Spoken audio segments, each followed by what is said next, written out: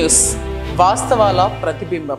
నమస్తే, welcome to be news. నేను మీ శ్రీలత. కోనసీమ జిల్లా ముమ్మిడివరం నియోజకవర్గ తెలుగుదేశం జనసేన పార్టీల ఉమ్మడి అభ్యర్థి దాట్ల సుబ్బరాజు అలియాస్ బుచ్చిబాబు ఎన్నికల ప్రచారానికి సిద్ధమై మంగళవారం కుటుంబ సభ్యులతో మురుమల్ల వీరేశ్వర స్వామి ఆలయంలో ప్రత్యేక పూజలు నిర్వహించి ఇంటింటికి ఎన్నికల ప్రచారం చేసి కరపత్రాలను పంచారు.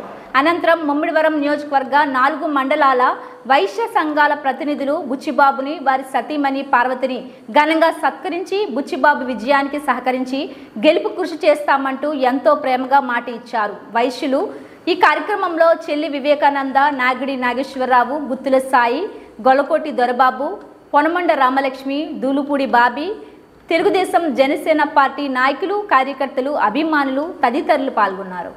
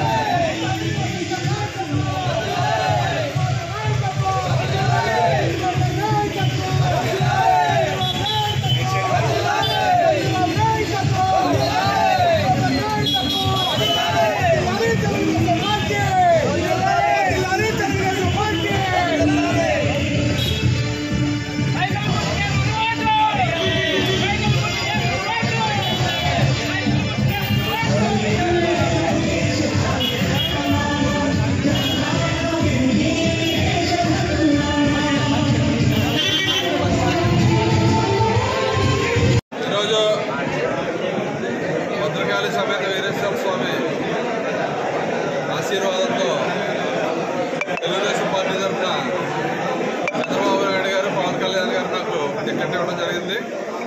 దాంట్లో భాగంగా దశమి పర్వదినాన మురుమల్ల గ్రామంలో ప్రచార కార్యక్రమం మంచిదనే ఉద్దేశంతో ఈరోజు ప్రచార కార్యక్రమం స్టార్ట్ చేయడం జరిగింది.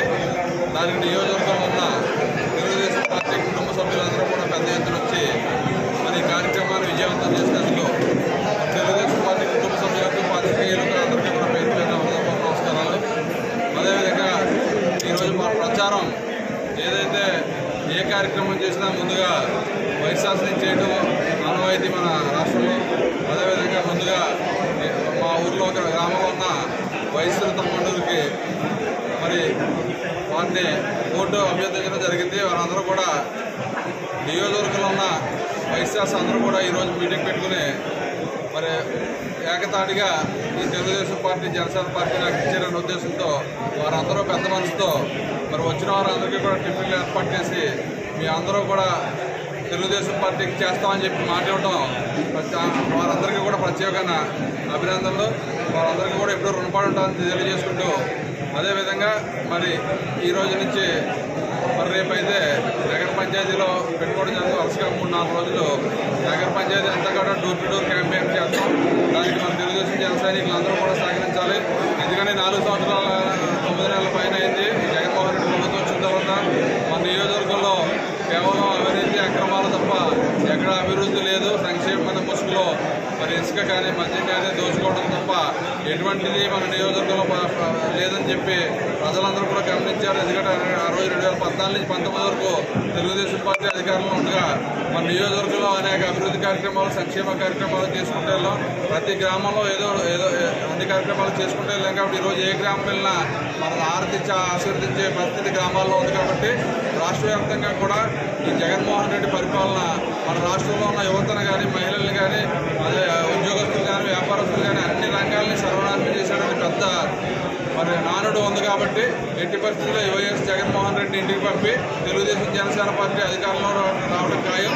మరి ఈ రోజు నుంచి ఈ ప్రచార కార్యక్రమం ఉధృతం చేసి ప్రజల్లోకి వెళ్ళి ప్రజల యొక్క నాకు ఓటేయాలని చెప్పి అభ్యర్థించి మన నియోజకవర్గం నుంచి అత్యధికంగా నాకు అదేవిధంగా హరీష్ బాలయోగ్ గారు ఎంపీగా పోటీ చేస్తున్నారు. కాబట్టి ఇద్దరికి 2 సైకిల్ గుర్తు ఓటేసి ఆశీర్వదించాలని చెప్పి ప్రతి ఒక్కరి దగ్గరికి వెళ్తాం. అదేవిధంగా పెద్ద ఎత్తున మాకు ఎక్కడికి వెళ్ళినా మమకారం చూపిస్తున్నారు కాబట్టి అత్యధిక మెజార్టీతో నన్ను గెలిపించి పంపుతారని చెప్పి ఆశిస్తూ ఆ వీరేశ్వర స్వామి ఆశీస్సులు అన్ని రకాలుగా నాకు ఆరోగ్యాలు కలిగించి ఈ ఎలక్షన్ అయ్యే వరకు కూడా ఆయన సహకారం ఆయన తోడుతో ముందుకు సాగాలని దీవించాలని చెప్పి కోరుకుంటూ ఈరోజు ఈ కార్యక్రమంలో పాల్పంచుకున్న అందరికీ కూడా పేరు పేరు హృదయపూర్వక నమస్కారాలు తెలియజేసుకుంటున్నాను. యానాం గోపాల్ నగర్ రామరాజు గార్డెన్లో వేంచేసి ఉన్న శ్రీ శ్రీ శ్రీ ధనలక్ష్మి కళ్యాణలక్ష్మి ఆలయం వద్ద నేడు అతి వైభవంగా మొదటి వార్షికోత్సవ వేడుకలు నిర్వహించనున్నట్లు ఆలయ నిర్వాహకులు తెలిపారు. ఉదయం నుండి ప్రత్యేక పూజలు హోమ కార్యక్రమాలు గ్రామోత్సవం నిర్వహిస్తున్న శుభతరుణంలో ప్రతి ఒక్కరూ విచ్చేసి అమ్మవార్లను దర్శించి తీర్థ ప్రసాదాలు స్వీకరించాలని ఆహ్వానం పలుకుతున్నారు ఆలయ నిర్వాహకులు.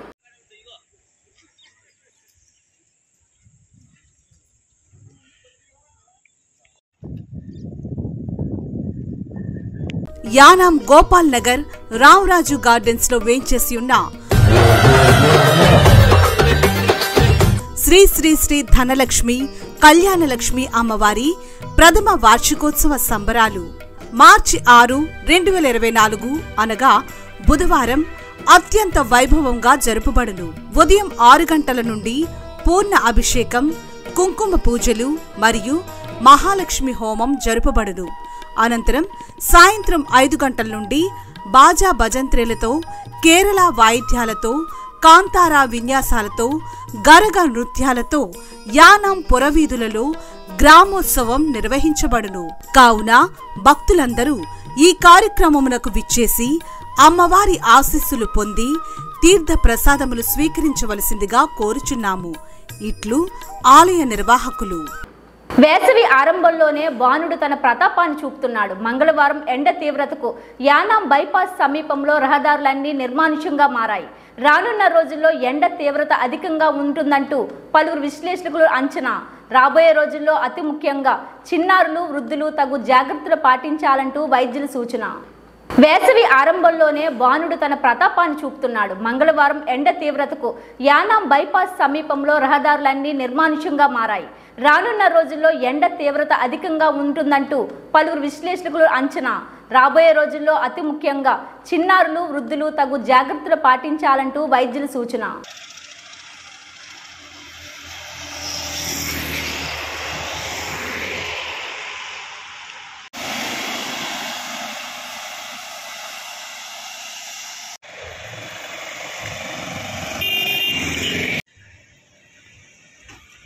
ఎందుకంటే ఏమంటుంది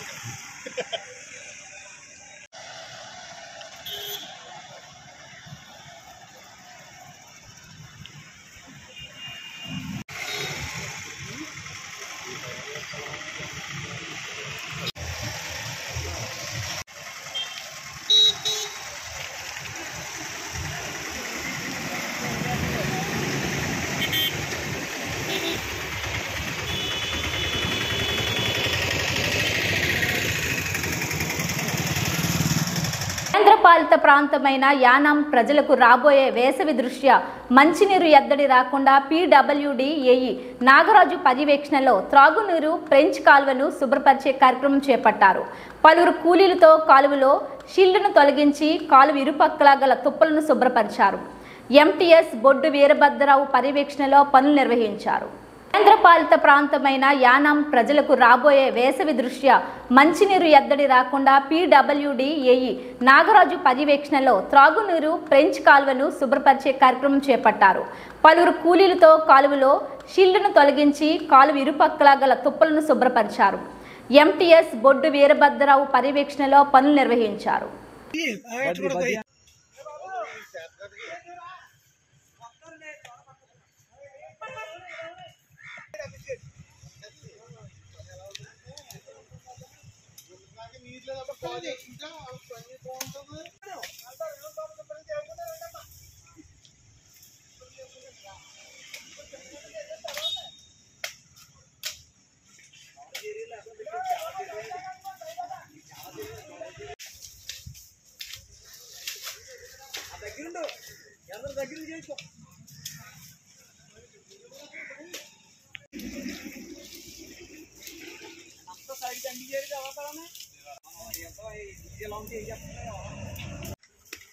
చెట్టు కొట్టిగా ఉన్నాడు అక్కడ కూడా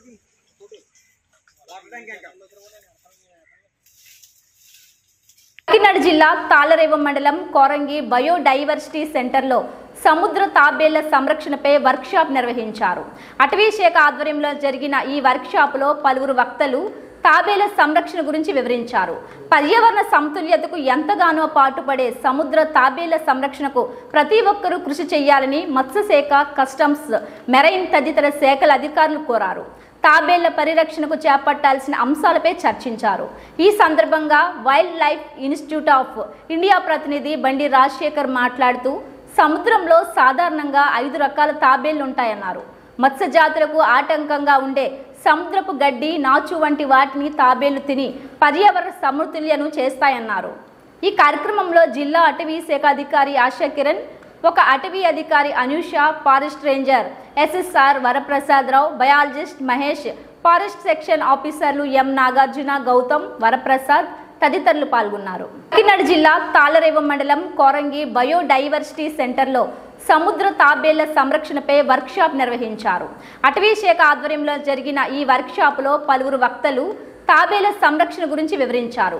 పర్యావరణ సమతుల్యతకు ఎంతగానో పాటుపడే సముద్ర తాబేళ్ల సంరక్షణకు ప్రతి ఒక్కరూ కృషి చేయాలని మత్స్యశాఖ, కస్టమ్స్, మెరైన్ తదితర శాఖల అధికారులు కోరారు.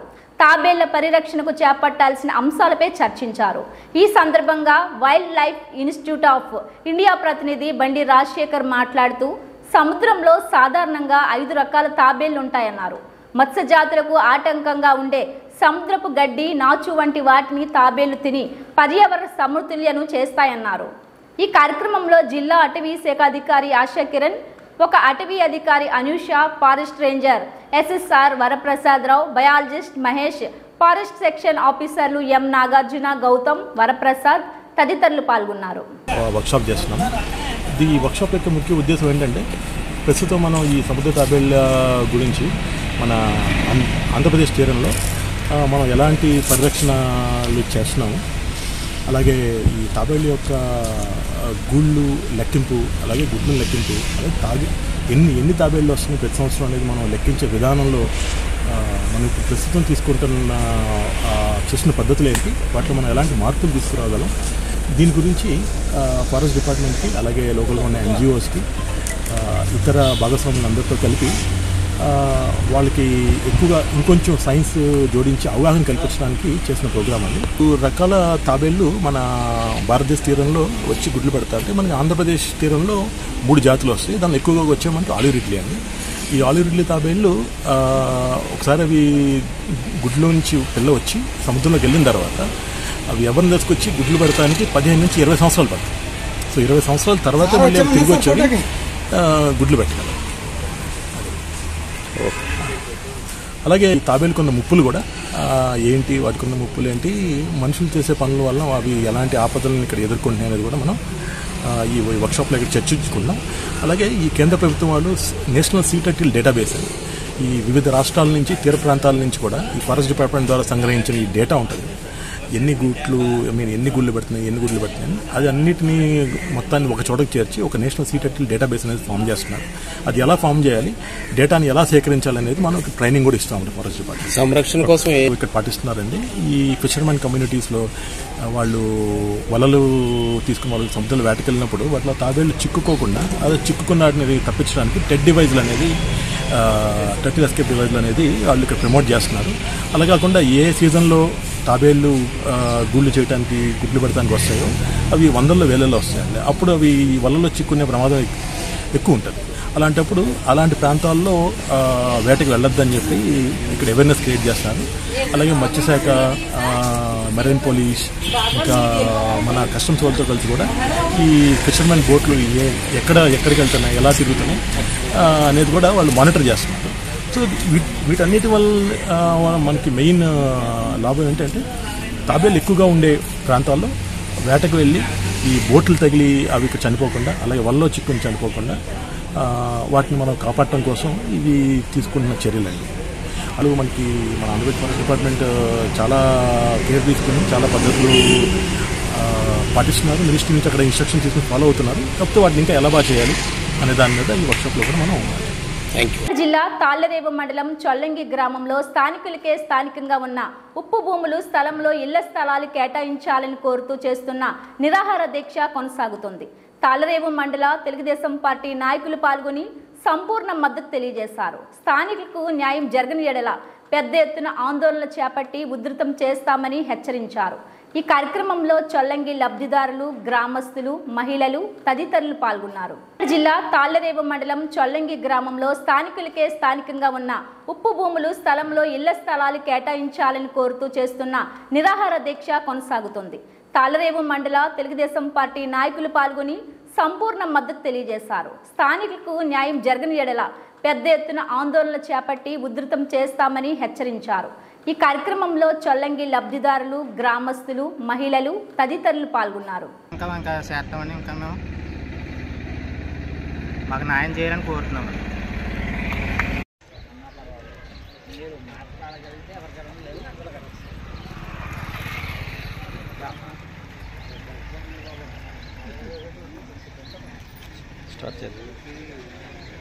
నా పేరు మరియమ్మ అండి. ఇప్పటికి 34 రోజులు అవుతుందండి. నేను నడుచుకోవడం కార్యక్రమం పెట్టి ఏ అధికారి కూడా పట్టించుకోలేదండి. ఏ అధికారులను వచ్చి చెప్తారని ఎదుర్కొంటున్నాండి. ఎవ్వరు కూడా రావట్లేదండి. మరి అయితే చల్లని వాళ్ళకి ఇచ్చే వరకు మాత్రం ఈ నిరసన ఆగేది లేదండి. మేమైతే మేము అయిపోయింది. ఇప్పటికైనా అధికారులు వచ్చి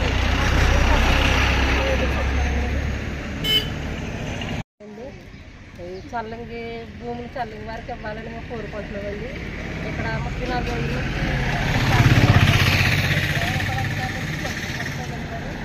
అధికారులు వచ్చి ఇప్పటికైనా పట్టించుకుని మరి మీకే ఇస్తామమ్మని చెప్తే మరి మాకు చాలా సంతోషపడతామండి.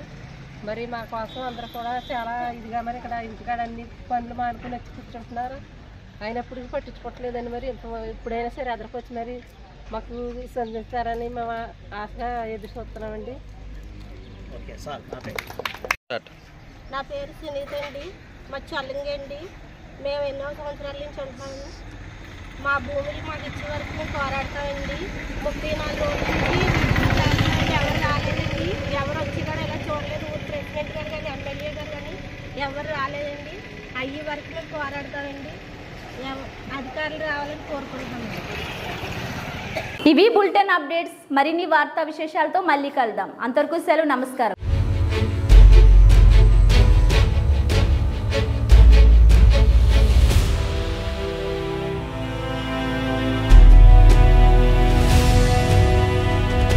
బీ న్యూస్, వాస్తవాల ప్రతిబింబం.